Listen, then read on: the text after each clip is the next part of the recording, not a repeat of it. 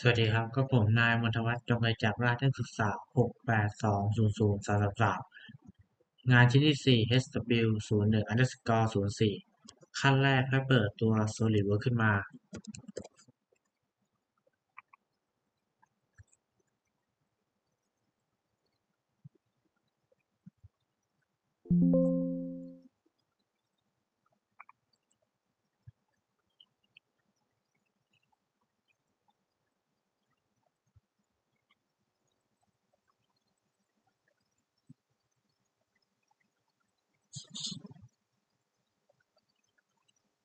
เมื่อกดเข้า SolidWorks มากดที่ว่างเปล่ากดกากบาทเลือกเป็นของ New กด Pass กดโอเค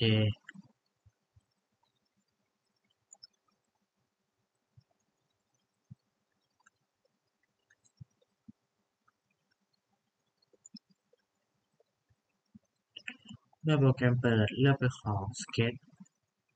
เลือกเป็นของชิ้นนี้เลือกหน่วยของ Font กดที่จุด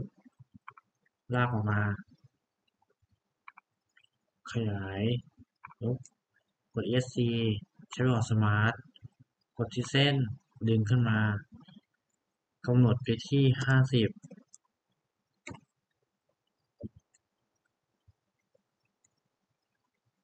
กดที่ตรงนี้กับตรงนี้เส้น2เส้นนี้กำหนดความสูงที่12โอเค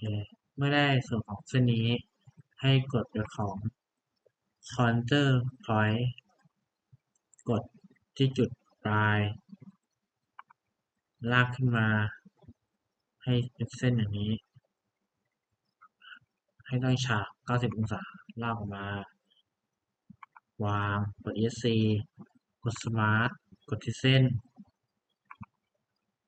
ลากออกมากำหนดความยาวให้เป็น50กำหนดรัศมีให้เป็น6จะได้คอนสูตรนี้ต่อไปใช้ 3D Art กดที่จุดนี้ลากมายังจุดนี้แล้วก็วางที่กระดาษเปล่าวาดกลางครับกด ESC กด Smart เลือกที่เส้นดึงออกมากำหนด Radius ให้เป็น40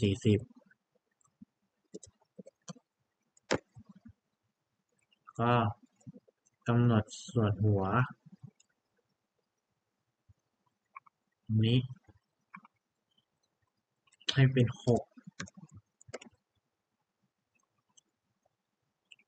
ทีนี้ขั้นตอนต่อไปใช้ Center Point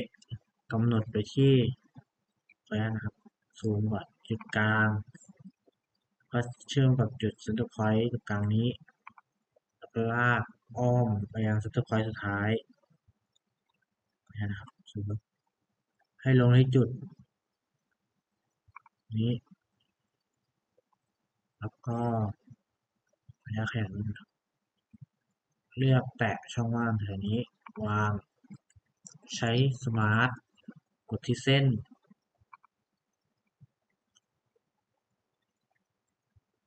กดที่เส้นตรงนี้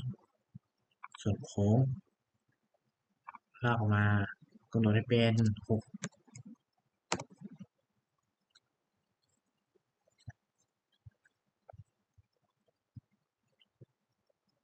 วางให้กดที่ส่วนของเส้นนี้กับจุดนี้ครับจะได้ส่วนกึ่งกลางเท่ากับ25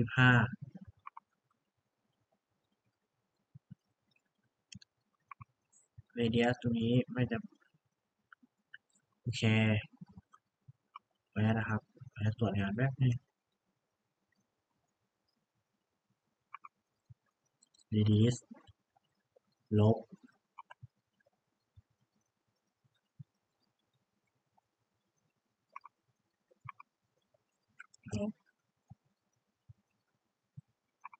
โอเคครับวันนี้ก็ขอขอบคุณสำหรับการแสดงวิธีทำในเท่านี้ขอบคุณครับ